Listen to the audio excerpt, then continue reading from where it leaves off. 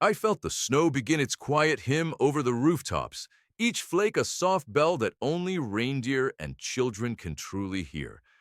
The sky had that deep winter calm I trust for long work, the kind that makes chimneys breathe gently and turns lamplight to honey. We were already far along our course when I tipped the reins and let the sleigh drift over a street stitched in candle glow. Music had just faded behind one tall windowed house, and laughter lingered like the last ribbon on the floor. I knew the home well.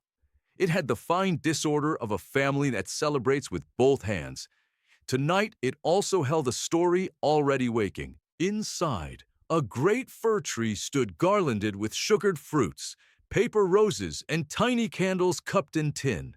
The parlor still smelled of roasted chestnuts and sweet wine, and the air wore the memory of a dance. A toy maker of sparkling talent had been a guest that evening, and his gifts had set the children's eyes alight. Among the clockwork wonders and painted soldiers, one curious figure now rested on the sideboard, a wooden fellow with a soldier's coat, a wide, friendly mouth, and a sturdy jaw for cracking nuts. Simple, you'd think, but simplicity is how magic keeps its balance. The household slept, or said it did. In the smallest bedroom, a girl lay awake with the proud kind of worry reserved for new guardians. She had wrapped her scarf around the Nutcracker's shoulders after her brother's enthusiastic cavalry charge had scuffed the figure and tested his jaw. Kindness is a brace that fits all breaks. She tucked in near the hearth, apologized as if wood could bruise, and whispered that he was safe now. Then she promised herself she would only close her eyes for a moment. Promises like that are the reason midnight has a job to do. I came by the hearth with the hush of ash that remembers fire. The room held both silence and expectation, and I stood very still to listen. Toys talk on Christmas Eve, but not with words. They speak with how they lean toward one another, how they shine when a breeze finds them, how the shadows behind their eyes deepen into attention.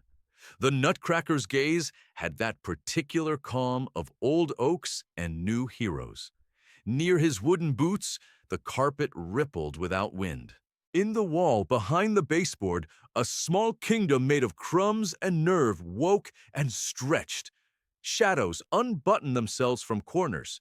The brass pendulum of the tall clock counted courage from its high cabinet. And just then, the mouse court came forth, whiskers, crowns, and the prickly pride of things that skulk.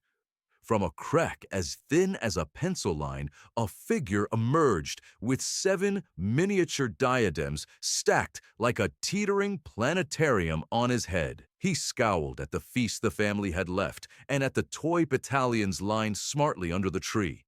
His tail lashed with the authority of raids that had never met resistance. He believed tonight would be as all the nights had been. Harvest from the crumbs, terrorize the sugar, vanish at footfall. But Christmas has a way of inviting change to sit near the head of the table.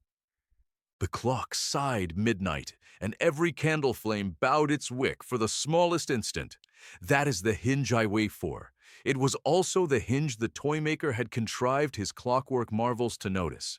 Soldiers shook awake along their painted joints. Drums whispered a roll like rain beginning, and the Nutcracker lifted his chin as if remembering a tune from long ago. Wood should not move like that without help, you say. It seldom does. But love is a lever. The girl, curled in the chair by the hearth, had placed her hand over the Nutcracker's heart before she slept. That was enough. The Mouse King saw the true present arms and squeaked a rage that would have curdled cream. His army poured from the baseboards in a gray tide. The toy battalion wheeled into order with admirable brevity. Their commander, our wooden friend, tapped the floor twice with a candy cane scepter he had acquired no one quite knew how, and the battle opened like a page turned by a gust. I did not interfere. Christmas carries its own bravery, and tonight belonged to theirs. But I am not useless in a parlor war. I lightened the bellies of the mice with just a whisper of peppermint confusion and slid a peppermint stick into the Nutcracker's empty scabbard, where a sword would have been had the toymaker finished his secret. He lifted it with gray thanks. The girl stirred, half dreaming, and the dream lent her courage shape. "Hold fast," she murmured, and the commander seemed to grow a half-inch taller. Battle is a loud teacher. Tin drums clattered. Sugar plums from the tree broke ranks and became scouts. Gingerbread recruits, iced with smiles fierce and friendly, marched in a crumbly square. The mice swarmed. The toys held. I admit I laughed softly when a brass trumpet, no longer than my thumb, sounded a note that made the 7 crowns ring like a stack of teacups. Then the tide turned. A mouse with a scar across his ear found the Nutcracker's flank and knocked him hard against the chair leg. The Nutcracker's jaw, already injured by earlier exuberance, cracked again. He faltered. A hush fell that was not fear, but choosing. The girl woke fully, sat up, and saw what only children and a few old men in red are allowed to see without going mad. Her toys, her guardian, her midnight battle, all true as snow.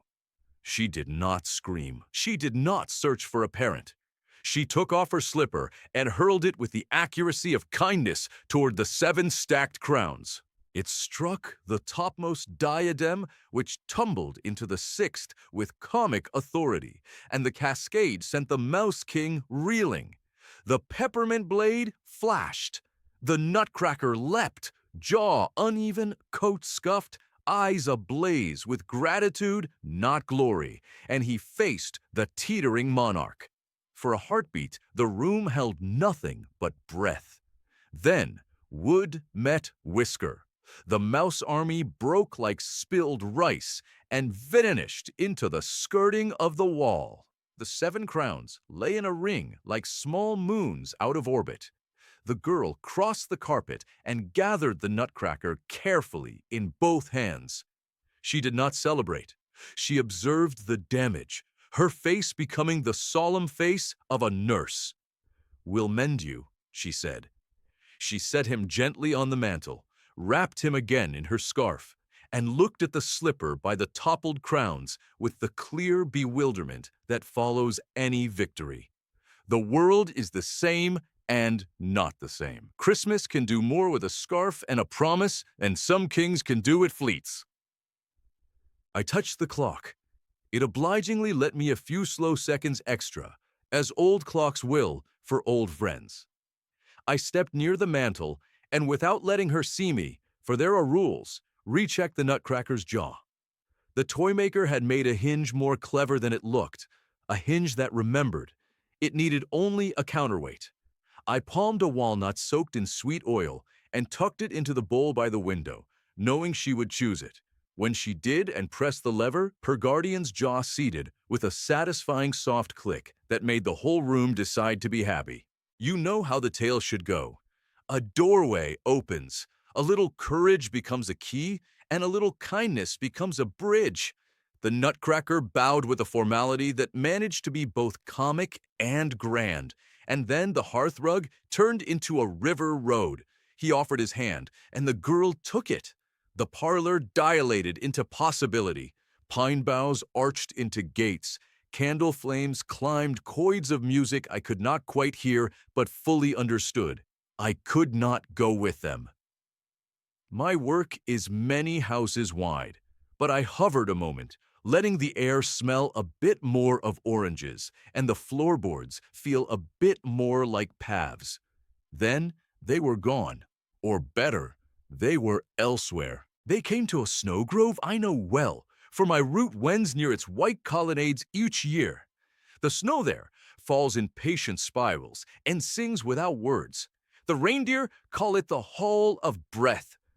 Through that grove the pair walked, and the snow welcomed them as if saluting a captain home. They crossed to a land knitted of sweets and music, where dancers speak in spins and bakers speak in braids, and the tea has the good manners to steam slower, so conversations can finish properly. The kingdom gave them its best. the chocolate that behaves, the coffee that compliments, the flowers that dance and do not wilt, the candy canes that remember winter's discipline even in summer, the rulers who are wise and generous and never forget who fought for whom, offered a feast not only for the mouth but for the memory. Do not imagine it as a dream that fades at daylight's first decree. Some journeys are truer for having been taken at the hour when clocks decide to listen. The girl learned what all generous hearts learn. Bravery becomes grace by service. Imagination becomes truth by care. The Nutcracker learned what all guardians must know. Protection is not possession. Gratitude is heavier than armor and wears better. I had rounds to keep, so I left a few small sustenances for their return. A cup of milk that would stay sweet an hour longer than milk should. A plate of ginger biscuits that would not grow stale until the story finished. When at last the parlor remembered its proper proportions, the girl lay back in her chair with the Nutcracker in her arms and the faintest sugar on her lip. Snow ticked the window. The clock offered a respectable cough and pretended it had not slowed its own hands to help. Morning arrived with the particular triumphant whisper that belongs to Christmas. The family stepped into the parlor, gathering themselves around the tree, remarking on the clockwork wonders with growing delight and gasping at an arrangement of crowns no one could account for. The toy maker returned. Some toy makers find excuses to stop by on such mornings, and tilted his head at the repaired jaw, as if receiving a compliment. The brother blustered apologies in the loud way love sometimes does. The girl simply smiled and said the Nutcracker had been very brave. She could not have explained why that sentence fit the world so well, but it did. I watched all this from the corner of the room, which is an old trick of mine. Every house has one corner that keeps a bit of night in it for later. I keep a bit of myself there too, when needed. I did not stay for breakfast. I am not a guest. I am a passer-through who cares. Before I left, I set one small present under the tree that had not been there when the candles were lit. A lacquered box that, when opened, showed a tiny theater.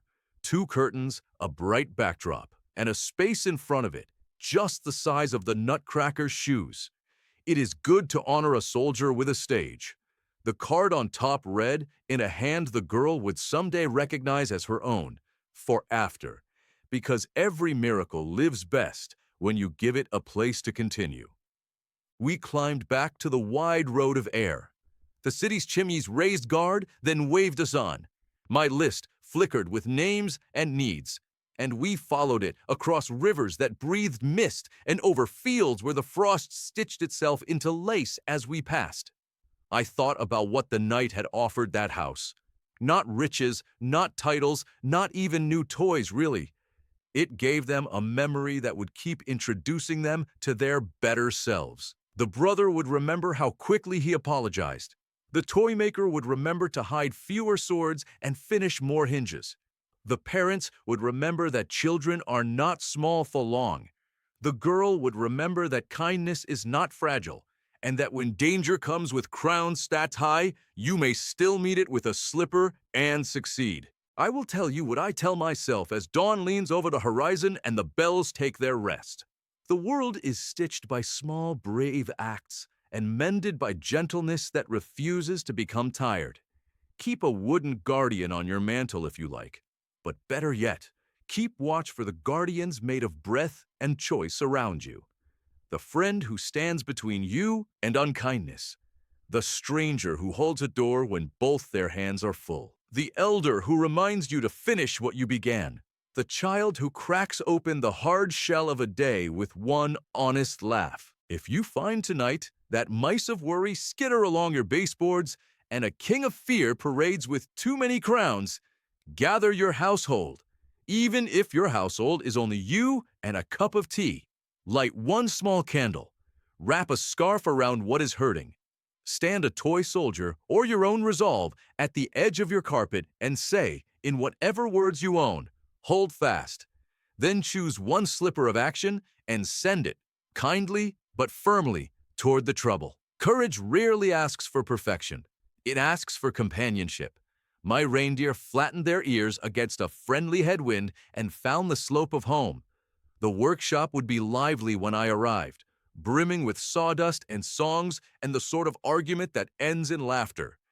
I will hang up my coat and set down my list, and for a quiet minute, I will remember a room where a clock lent us seconds, where a girl's promise made a hinge remember its duty, where 7 tiny crowns learned humility on a carpet.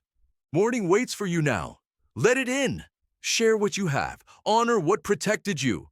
And when you pass a mantle where a wooden soldier keeps watch, give him a nod from me.